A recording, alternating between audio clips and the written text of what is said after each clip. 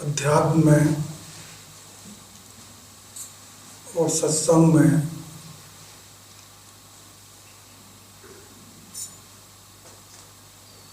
जो सबसे महत्वपूर्ण हमारे लिए है और जो अनेकों अनेकों बार हमें बार बार बताया जाता है कि अंधकार से प्रकाश की ओर, अज्ञानता से ज्ञान की ओर, ये बहुत ही स्वाभाविक और अनेकों बार बताई गई चीज़ है और हम सब जानते हैं। तो इसलिए ज्ञान का प्रकाश हमारे भीतर होना, ज्ञान को जानना, प्रकाश का महत्व समझना, ये सब कुछ नया नहीं है हमारे लिए। अनेकों अनेकों बार बताया जा चुका है, पढ़ चुके हैं, जानते हैं। तो मैं आज प्रकाश की बात नहीं करूंगा, आज ज्ञान की बात नहीं करूंगा, आज मैं इसके विपरीत बात करूंगा।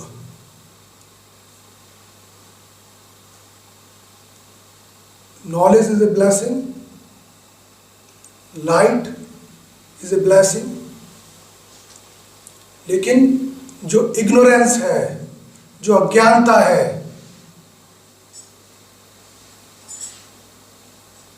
क्या ये वरदान हो सकती है? अज्ञानता क्या वरदान हो सकती है?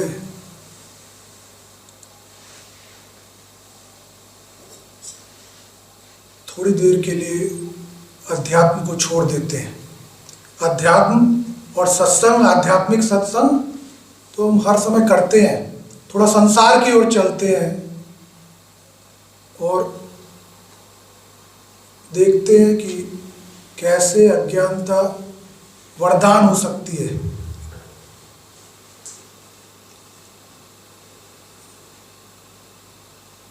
Ignorance can be blessing in disguise.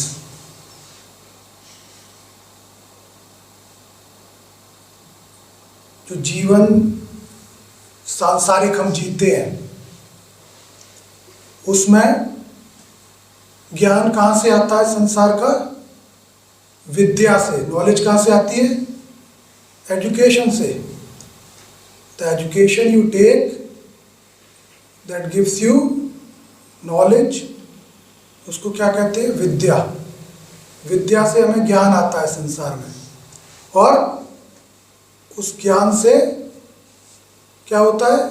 उस ज्ञान से मेरा जो मस्तिष्क है, मेरी जो बुद्धि है, वो ट्रेंड होती है, वो प्रकाशित होती है। वो सांसारिक ज्ञान और संसार में जितनी भी जानकारियां हैं, सूचनाएं हैं, वो सब मैं पाता हूँ। बहुत सारे विषय हैं। In the world there are so many subjects. What you learn, being in the world, being in the school, हम सीखते हैं। तो उससे मैं अविद्या से विद्या की ओर जा रहा हूँ। There are some people, those who are not able to study out of any reason. कोई स्वयं स्कूल जाना छोड़ देता है, किसी की परिस्थिति नहीं है माता पिता की कि वो बच्चे को स्कूल भेज सके, कहीं पैसे की समस्या है, कोई भी कारण हो सकता है अविद्या जीवन में होने का, या इग्नोरेंट या अज्ञानी रह जाने का।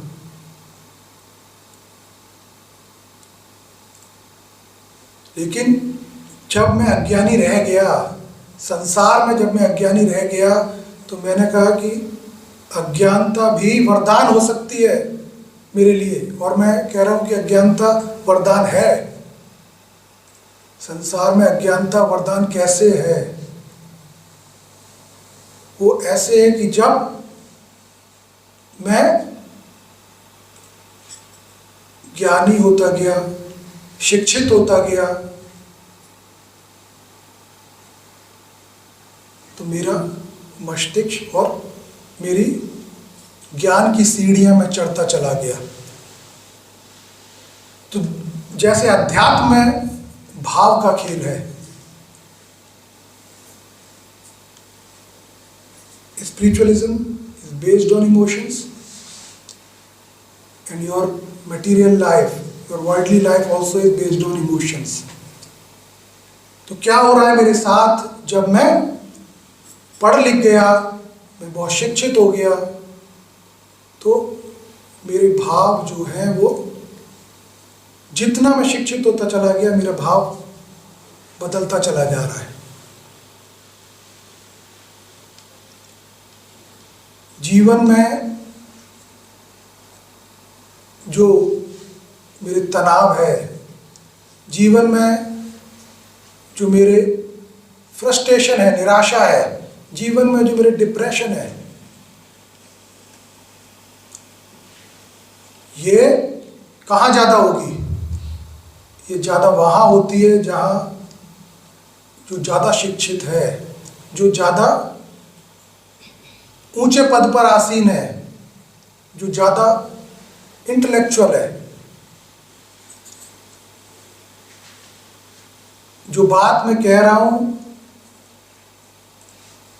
कि अज्ञानता में वरदान, जब कोई व्यक्ति बहुत आगे बढ़ता चला जाता है, बहुत उच्च शिक्षा प्राप्त करता है, बहुत ऊपर के पद पर जब चला जाता है, तो जो इमोशंस मैं कह रहा हूँ, the emotions they become egoistic emotions, egoful emotions, वो अहंकार का भाव ज़्यादा होता चला जाता है। वो क्यों है? क्योंकि मैं ज्ञानी हूँ, मेरे पास शिक्षा है। मेरे पास शिक्षा कोई साधारण चीज नहीं है। शिक्षा एक शक्ति है, पावर है। There is power in my hand when I am well educated, when I am holding a big degree, I am holding a big designation, that is a power in my hand. Therefore when I have power in my hand, I have more ego in me. I have more egoistic emotion in me. तो जब व्यक्ति एक इतने उच्च स्तर पर आसीन है, उतने उच्च पद पर आसीन है, और एक साधारण व्यक्ति जो पढ़ नहीं पाया, कभी स्कूल नहीं जा पाया और साधारण लोगों में रह रहा है अपने जैसे, क्योंकि संगति किसकी होगी? एक बहुत शिक्षित आदमी एक अशिक्षित की तो संगति नहीं करेगा। हमारा सर्कल कैसे बनता है? Society, how we share the circle, the people we mingle with, they are equivalent to my status, then only there is exchanges, I have relationship with them, otherwise we don't make relationship with everyone according to our standard, according to our status, education and everything, we share relationship. तो जो अज्ञानी है, जो नहीं जा पाया, जो ignorant है, उसकी संगत भी वैसी होगी। और जब व्यक्ति अज्ञानी है तो उसका अहंकार बड़ा छोटा होता है। जो पढ़ लिख नहीं पाया, जो बहुत ऊंचे पद पर नहीं पहुंच पाया, उसका अहंकार भी छोटा ही होगा, बड़ा तो नहीं होगा। तो जो व्यक्ति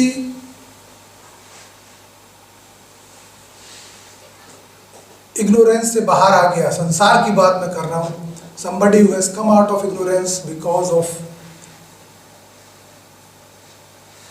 his well education, his degrees, he is having sustainable egoistic emotion with him. अर्थात जो अहंकार जल्दी साथ नहीं छोड़े, जो अहंकार जल्दी साथ ना छोड़े, वो है वो सस्टेनेबल हो गया, वो प्रोलॉन्ग हो गया, वो हटेगा नहीं। तो इसके परिणाम क्या होते हैं?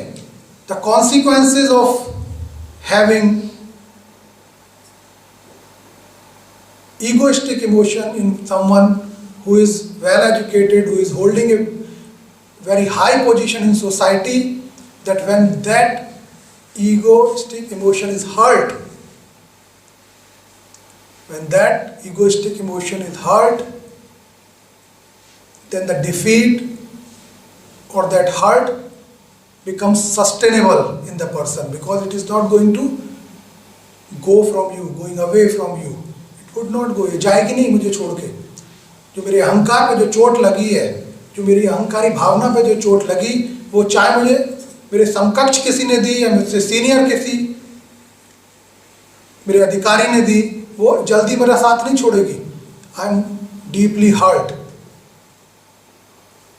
What is hurt? My egoistic emotion is hurt and that would not go away। तो जब वो होता है और व्यक्ति कुछ कर नहीं पाता, if you are hurt badly and it is you are not in position to retaliate, to say anything or to take any action against someone who is holding the same or more higher status than you, who is your boss or who is anybody in your home, in your family, at your work, anywhere, when you can't say anything, when you can't retaliate, तुम कुछ कह नहीं पाए, then that is the state of sustainable egoistic emotion that is hurt. When that is hurt, you go into depression, you go into frustration, and that becomes very severe by the time. ये बहुत घातक होती चली जाती है। व्यक्ति जब ऊपर से गिरता है तो बहुत तेजी के साथ गिरता है। जब वो चीज़ हर्ट होती है तो आदमी किसी काम का नहीं रहता। There are many times when that emotion is hurt and you are left for nothing, you are totally collapsed, you are totally broken down. तो मैं पूरी तरह टूट जाता हूँ, मैं पूरी तरह बिखर जाता हूँ, क्योंकि मैं कर कुछ सकता नहीं हूँ। लेकिन जो इग्नोरेंट है, when I said there is a blessing in disguise in ignorance, the one who is holding a very small ego, being ignorant, being uneducated, if he is hurt, his heart, the ego which is hurt, that would not be sustainable. That emotion would not be sustainable for very long, because he has no education. He cannot sustain it for long. It was very small, बहुत छोटी सी अहंकार था, वो hurt हुआ, he can retaliate because he is with the same status of people he is mingling with, उन्हीं के साथ है। तो वो क्या कहेगा? he can use abusive language, he can say whatever he wants and he is free, and he can sleep peacefully because he said whatever he could say, whatever he could do, so he is relieved. But the one who is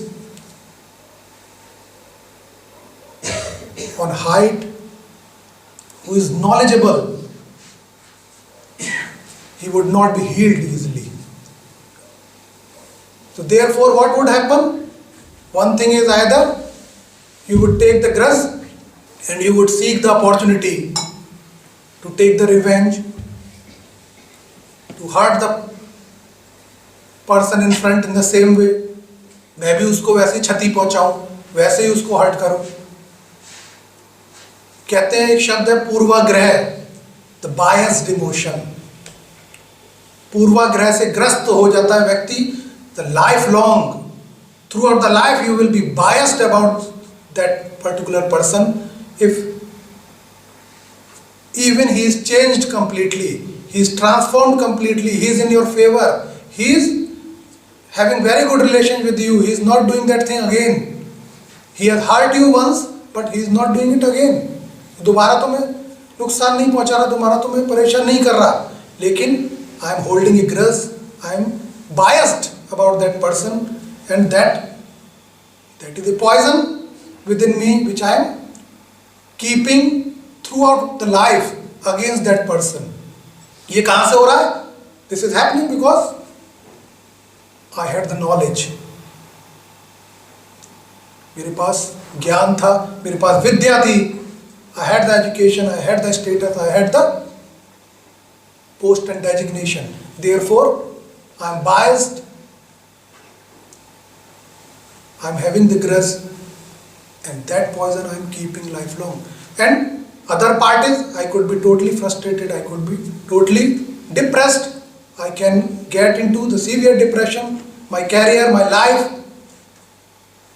everything can get finished.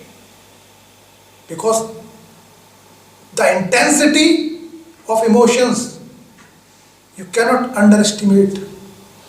भावनाओं की तीव्रता को तुम कमजोर नहीं आंक सकते.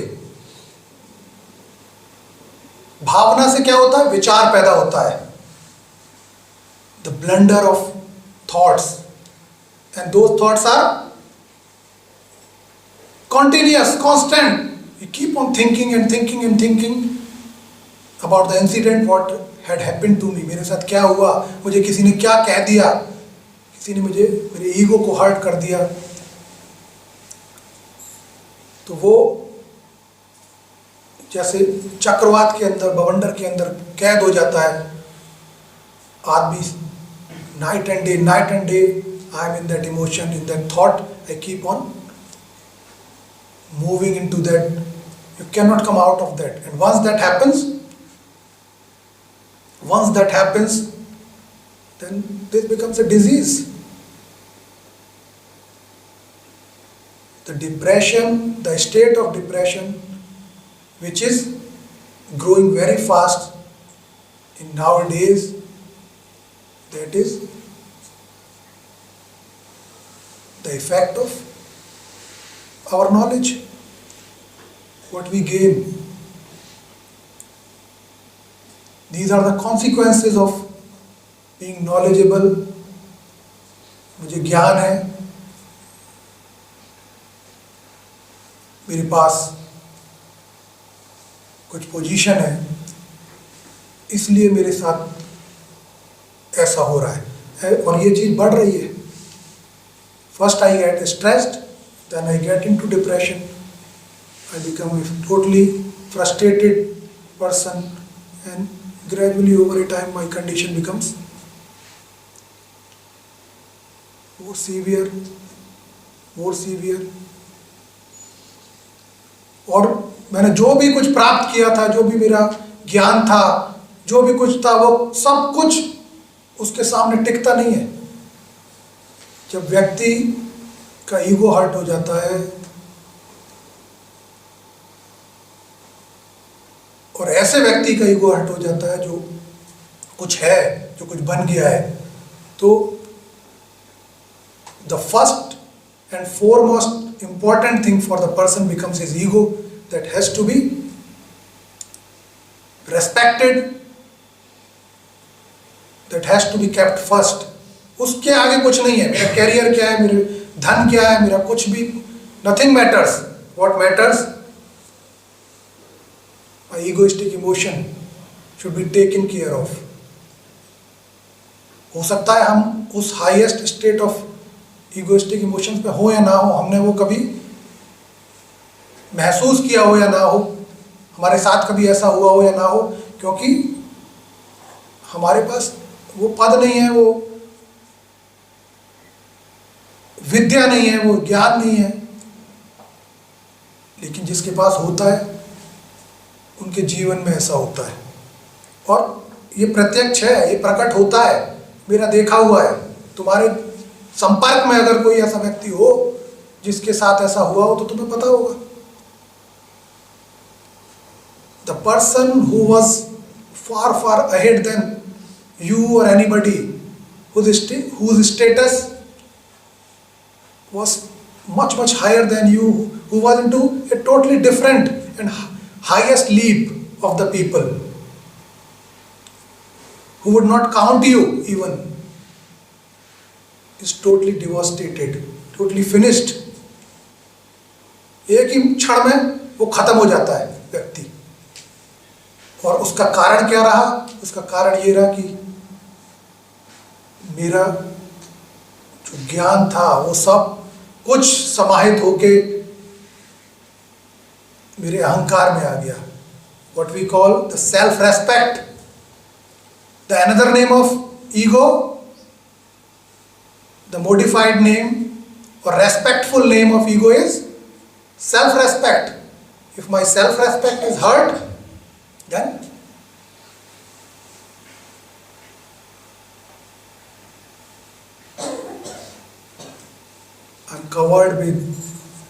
I'm possessed with so many negativities.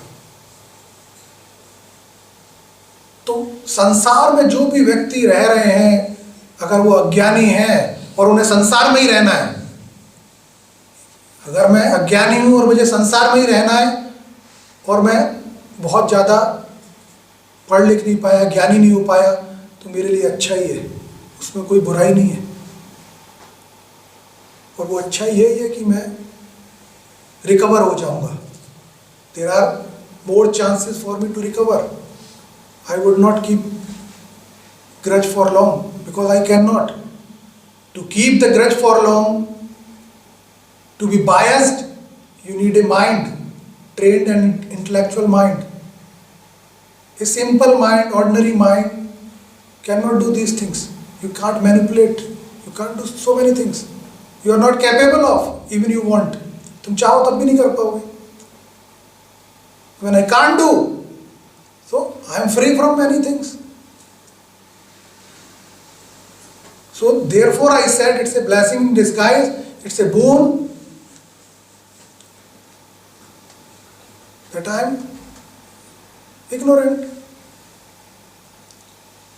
Being in the world, if I am ignorant, it's good.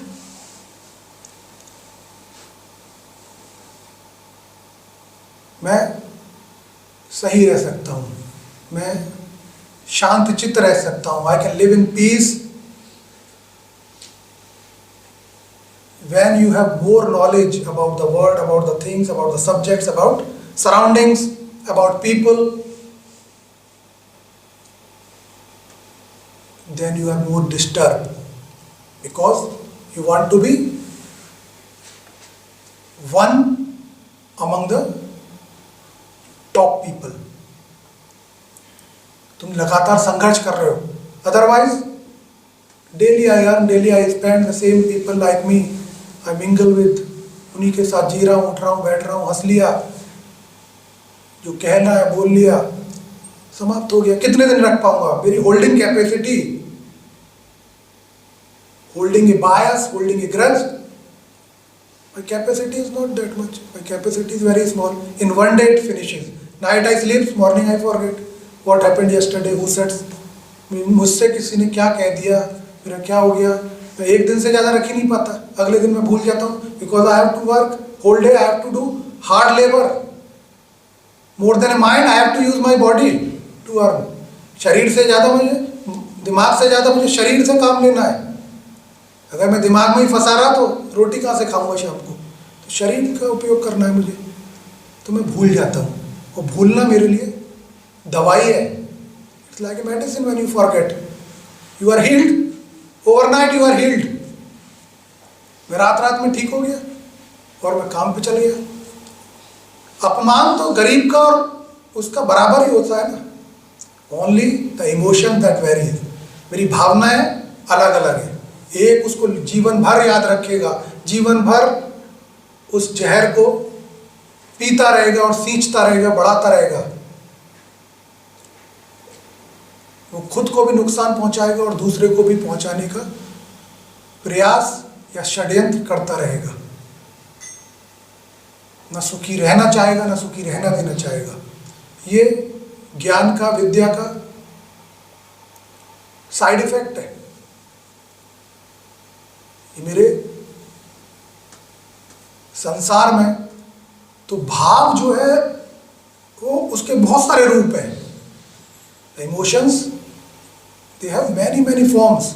Spiritual emotion is one what we usually talk about. हम यहाँ आध्यात्मिक भाव की बात करते हैं ज़्यादातर, लेकिन संसार में there are many kind of emotions. और एक इमोशन, एक भाव मेरी जिंदगी को अपसाइड डाउन, ऊपर नीचे कर सकता है, सब कुछ बदल सकता है मेरे जीवन में। एक जरा सा भाव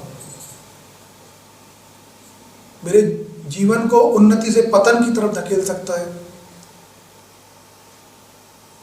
मेरे व्यक्तित्व को विध्वंस कर सकता है, समाप्त कर सकता है। लोगों के जीवन में ऐसा होता है। इसलिए अगर संसार में हम हैं, हमारे साथ हम अज्ञानी हैं, बहुत कम ज्ञान रखते हैं, थोड़ा बहुत है, तो हमारे लिए ईश्वर की कृपा है, हमारे लिए आशीर्वाद है कि मैं उस अवस्था में नहीं पहुंचूंगा, मेरे चांस नहीं है, मेरी उस अवस्था तक पहुंचने के कारण ही नहीं है, क्योंकि मेरा बहुत छोटा सा वो ईगो है, अहंकार है, वो थोड़ी देर के लिए वो होता है, वो मैं कह सुन लेता हूँ, ख़त्म हो जाती है बात, वो मैं आगे बढ़ जाता हूँ, नया दिन शुरू हो जाता है, फिर मैं चल पड़ता हूँ, मेरी स्थिति गंभीर नहीं होती। जो आजकल की बीमारियां हैं, निराशा की, डिप्रेशन की, वो मुझ में होने की संभावना नहीं है, क्योंकि वो होने के लिए ज्ञान चाहिए, उतना नॉलेज चाहिए, इतनी विद्या चाहिए जो मेरे पास हो, इतनी जानकारी सब चीज़ की चाहिए, मेरे पास है ही नहीं, तो मैं उस बीमारी से बचा रहूँगा। और इसकी प्रचंडता मैं तभी जान सकता हूँ जब मैं ग्रसित हो जाऊँ, जब किसी को वो बीमारी हो जाए, तब वो उसकी प्रचंडता को जान सकता है कि कितनी प्रचंड बीमारी है, इसका इलाज नहीं है। Nobody has the remedy or treatment for severe depression, for frustration. What medicine is there? There is no medicine. The medicines are for other reasons, for other factors, but particularly for this disease there is no medicine. कोई दवाई नहीं है इसकी। अध्यात्म में वो दवाई है, अध्यात्म में वो दवाई है जो इसको ट्रीट कर सके, इसका इलाज कर सके, क्योंकि वहाँ भावनाओं को, जितनी भी प्रकार की भावना है, when I said there are many kind of emotions in the world, when they all are collected together, joined together, and all of them are purified, and all of them are purified and lifted up, then you become person of only one emotion. मैं सिर्फ एक emotion मेरे पास है जो मेरा आध्यात्मिक emotion है,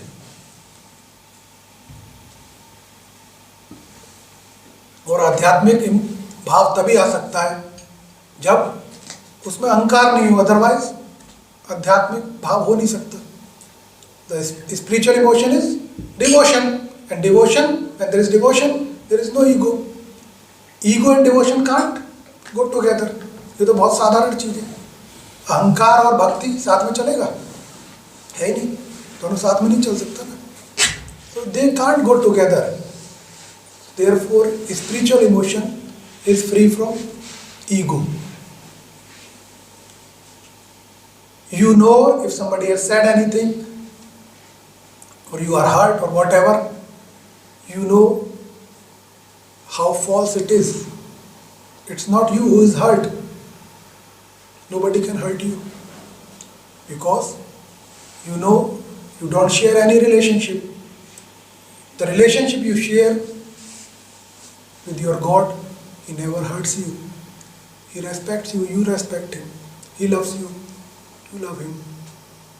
So, when I am in spiritual emotions, then it becomes true knowledge. Then it is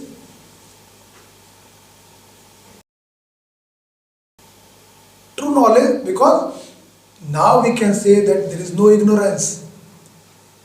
Education and knowledge both are two different things. One is giving you worldly knowledge about the surrounding, around the nature, around the world, and different subjects of the world. But it is not giving you knowledge how to deal with circumstances, situations, people, and challenges of life. That is not subjective. None of the subject is giving you this kind of knowledge. How to balance yourself, how to balance your emotions. None of the subject is giving you this knowledge. कौन सा subject को यह विषय मुझे भावनाओं का संतुलन बताता है? नहीं बताता। तो अध्यात्म तो मुझे कहाँ मदद नहीं करता जीवन में। जो हमेशा सत्संग में हम कहते हैं कि अज्ञान से ज्ञान की ओर चलें, अंधकार से प्रकाश की ओर चलें, तो ज्ञान वास्तव में यही है जो ज्ञान मुझे उस तरफ अंधकार में ना ढकेल दे।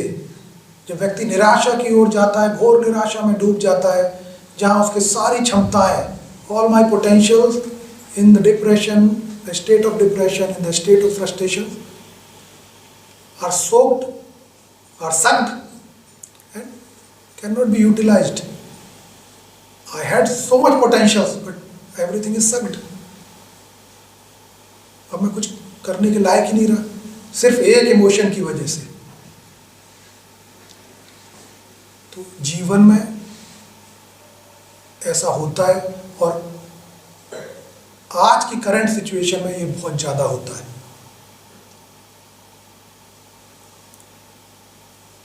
तो इससे बचे रहने का उपाय मेरे पास ये है कि मैं आध्यात्मिक भाव में आ जाऊं, स्पिरिचुअल इमोशन में आ जाऊं, जिससे मैं ज़्यादा देर किसी चीज़ को रखूं नहीं।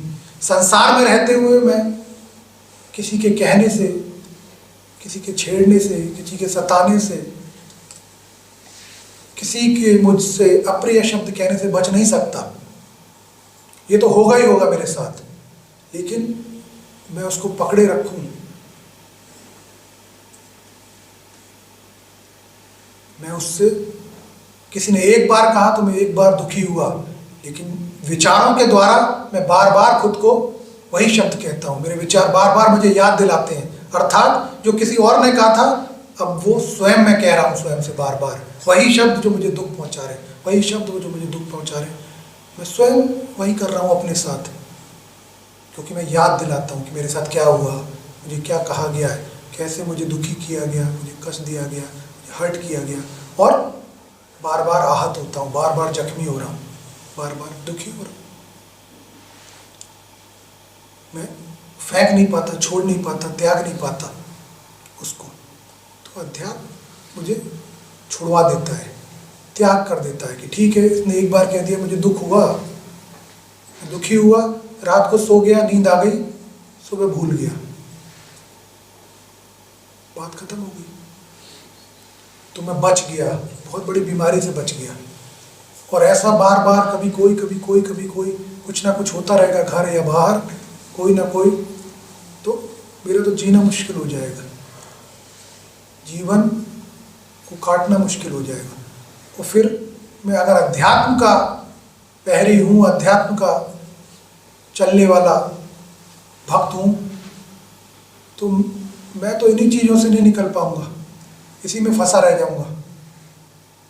क्योंकि अभी तक इतना कहा सुना गया होगा जीवन में, अगर मैं उसको याद रखूं और उसको पालता रखूं, छोड़ूं नहीं, तो मेरे अंदर से विष का उत्पत्ति होती रहेगी, दुर्भावना और बुरे भाव आते रहेंगे, बच ही नहीं सकता।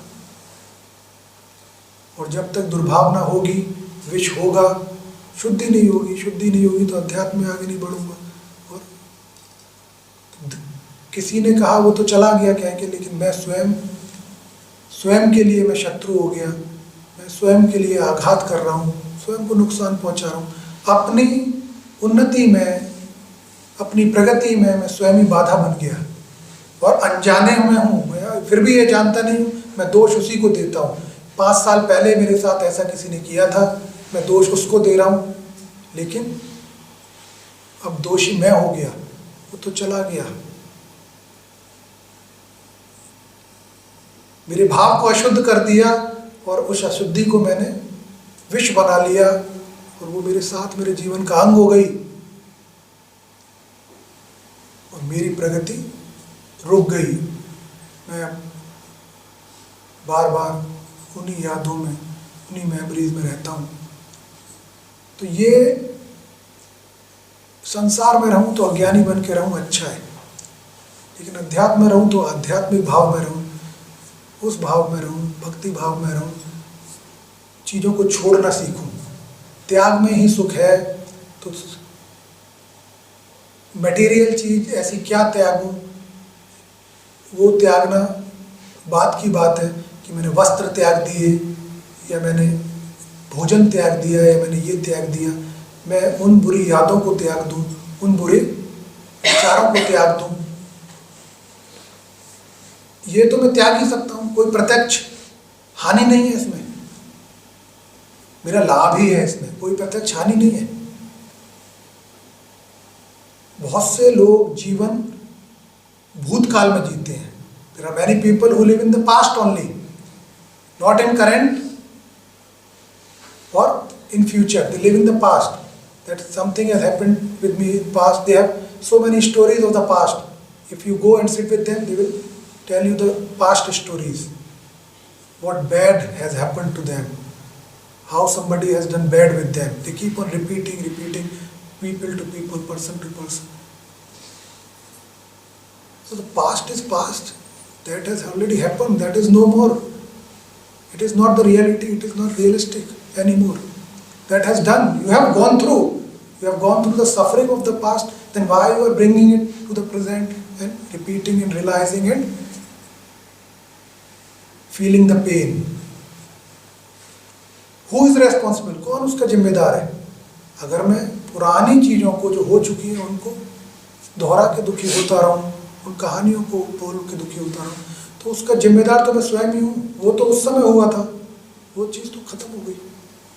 तो वर्तमान में आ जाऊँ, वर्तमान अगर ठीक है तो वर्तमान में चलूँ, वर्तमान ठीक होगा तो भविष्य चलता रहेगा, अपने आप ठीक रहेगा। और जो पुराना था, जो भूतकाल था, वो तो हो ही चुका है, वो समाप्त हो चुका है। मुझे ये पता हो कि वो that is the end, that is no more. वो रिपीट नहीं होगा। I am repeating that. तो मनुष्य के अपने हाथ में बहुत कुछ है। जीवन को सुखी बना लेना, जीवन को शांत बना लेना, बहुत सारे विचारों से मुक्त हो जाना, त्याग देना, बहुत सारे दुर्भावनाओं से मुक्त हो जाना, ये मेरे अपने हाथ में है और मैं हो सकता हूँ। और मैं इससे वो हो जाता हूँ तो हल्का हो जाएगा व्यक्ति। ज्ञान यही है, ज्ञान यही है जो मुझे इतना निर्मल कर दे कि कोई भी विष मेरे अंदर घुल जाए और समाप्त हो जाए, वो रह नहीं पाए, वो मल्टीप्लाई ना हो जाए, वो बढ़े नहीं, वो घुल जाए, डिजॉल्व हो जाए, समाप्त हो जाए। यही तो ज्ञान है। तब तो वो ज्ञान है। जो ज्ञान विष को और अहंकार को बढ़ावा दे तो ज्ञान नहीं है, वो इग्नोरेंस है, वो ज्ञानता है। तो अध्यात्म में ज्ञान का महत्व है, लेकिन संसार में अज्ञानता का भी महत्व है और ज्ञान का भी महत्व है।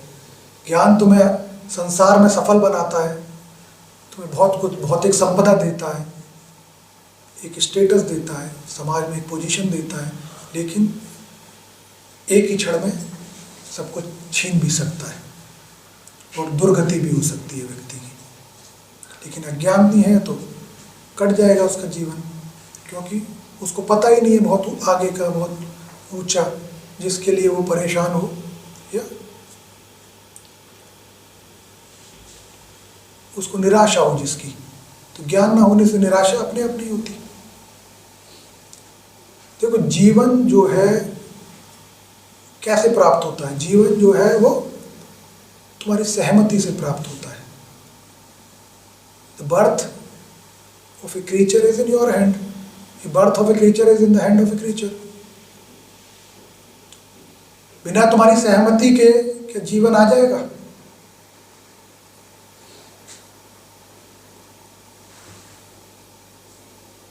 A birth takes place with the consent of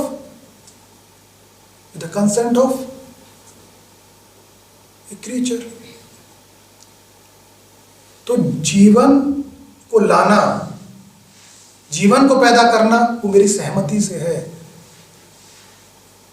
जो प्रकृति चल रही है, जो जीव उत्पन्न हो रहा है, वो इंसानों में हो या किसी और जीव जंतु में हो, वो आपसी सहमति से होता है। जब तुम्हारी सहमति है तो जीवन आता है, सहमति नहीं है तो जीवन नहीं आएगा। लेकिन मृत्यु जो है वो तुम्हारी सहमति से नहीं आती। The death doesn't come with your consent. The death is a truth which manifests with its own will and its own time without your consent. मेरी मृत्यु जो है मेरी सहमति से नहीं आती। मृत्यु तो वो सत्य है जो स्वयं प्रकट होता है किसी भी समय बिना मेरी सहमति के, अकस्मात किसी भी क्षण किसी भी समय हो सकता है। दो लोगों की सहमति से मृत्यु नहीं आएगी। मृत्यु को तुम जन्म नहीं दे सकते, जीवन को जन्म दे सकते हो। इसका अर्थ है कि मृत्यु हमारे हाथ में नहीं है, जीवन हमारे हाथ में है। जीवन मनुष्य के हाथ में है, हर जीव जंतु के हाथ में है, लेकिन मृत्यु सिर्फ मृत्यु या ईश्वर के हाथ में है।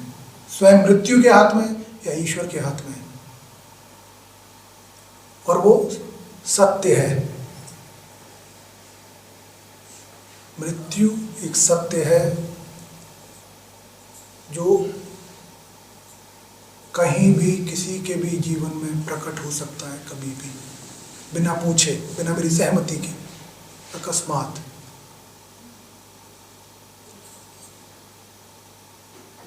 और हर जीवन जो मेरी सहमति से प्रकृति में आया वो मृत्यु की ओर बह रहा है, मृत्यु की ओर बह रहा है, मृत्यु की ओर बह रहा है।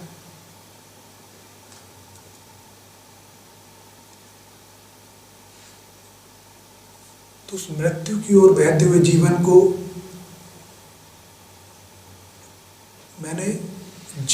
मैं जीवन में लाया, वो मृत्यु के लिए तो नहीं लाया।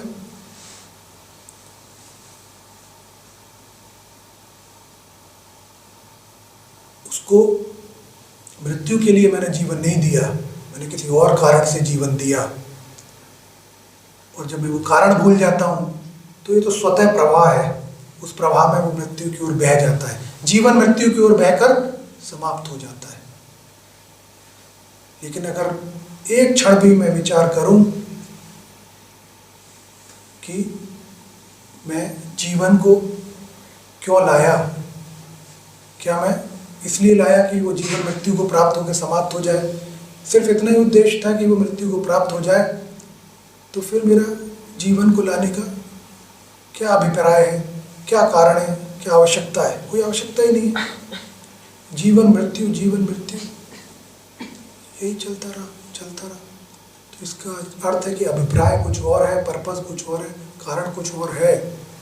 जब मैं उस कारण को समझ लेता हूँ कि मैं एक जीवन में लाया, मेरी सहमति से वो आया, तो इसका कुछ उद्देश्य है जीवन का, और वो उद्देश्य वही है जिसके लिए हम बैठते हैं, जिसके लिए हम सत्संग करते हैं, जिसके लिए हम अध्यात्म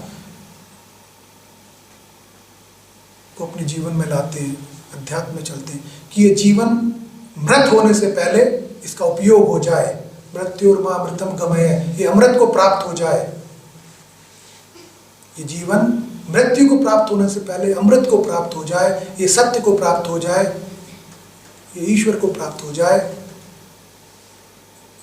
तभी उस जीवन का उपयोग है, तभी मेरी सहमति का उपयोग है। नहीं तो लाखों करोड़ों जीवन आते रहेंगे, मृत्यु को प्राप्त होते रहेंगे।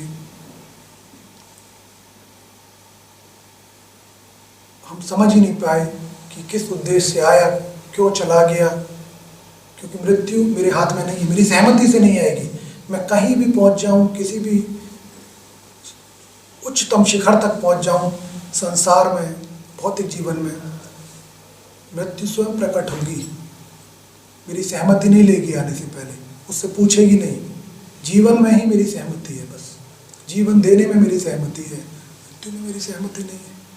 तो जब मैं जानता हूँ कि that incident can take place at any moment without asking me, without my consent, it means I have to be prepared, I have to be utilizing my precious and divine time what is given to me।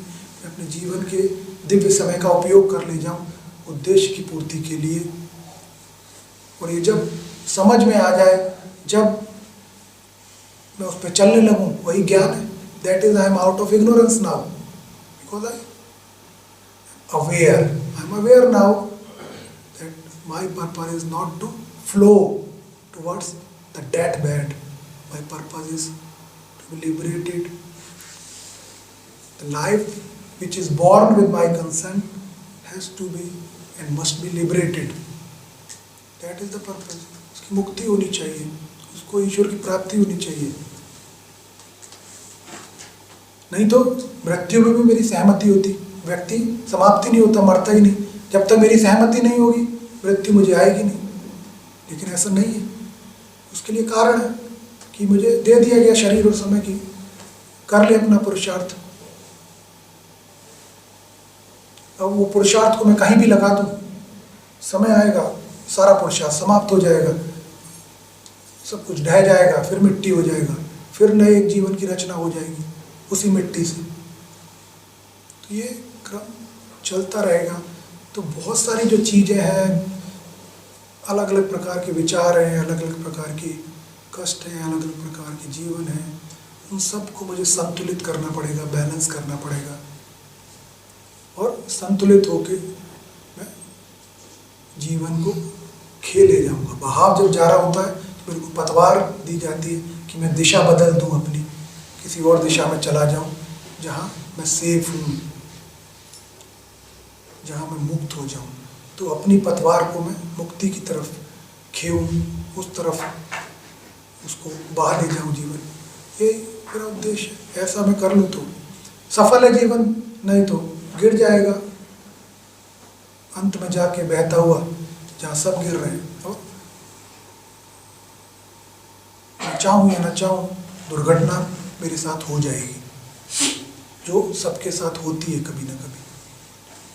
तो यही हमारा यहाँ बैठने का अर्थ है कि मैं कैसा भी हूँ, मैं शिक्षित हूँ या ना हूँ, मेरे पास विद्या है या नहीं है, मेरे पास सांसारिक ज्ञान है या नहीं है, कोई फर्क नहीं पड़ता।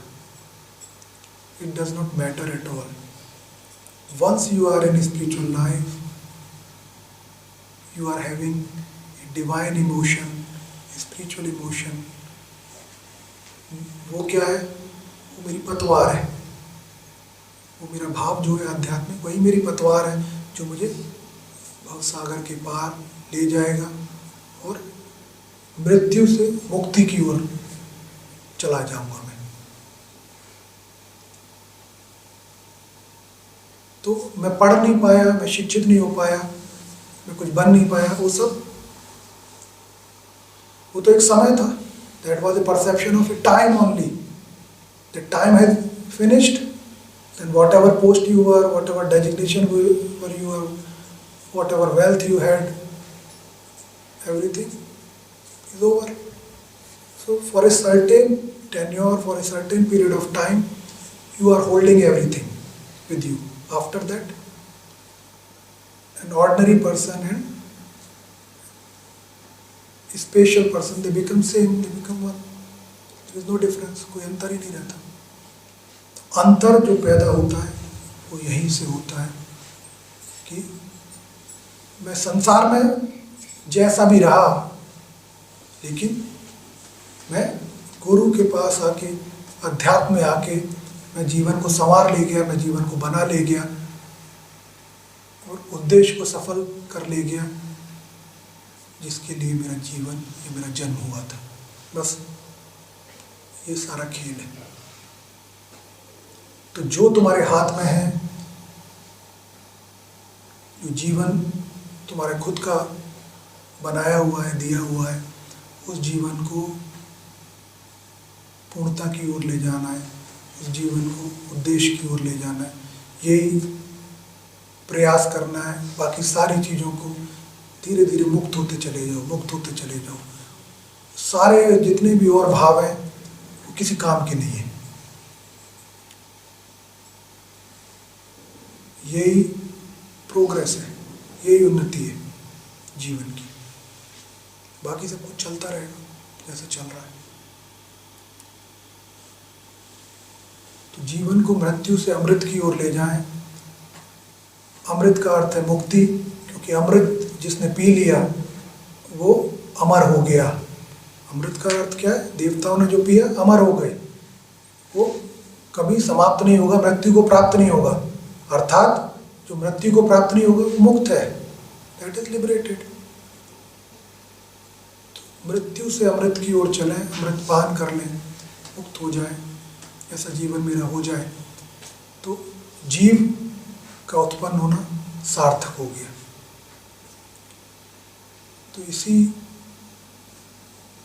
एक बात को अलग अलग रूपों में, अलग अलग तरह से, अलग अलग प्रकार से, अलग अलग दिन में, अलग अलग क्षण में बताया जाता है, कहा जाता है कि बहुत सारी चीज़ों को जो हम इम्पोर्टेंस देते हैं, बहुत सारी चीज़ों को जो मीनिंगलेस हैं, जो निरर्थक हैं, जिनका कोई अस्तित्व नहीं है, जो किसी काम की नहीं है, सिर्फ मेरे अंदर द्वेष पैदा करेंगी, ग्रज पैदा करेंगी, विष पैदा करेंगी, मैं छटक दूँ, उनको त्याग दूँ और एक रूप हो जाऊँ, फोकस हो जाऊँ और जीवन को मुक्त कर ले जाऊँ।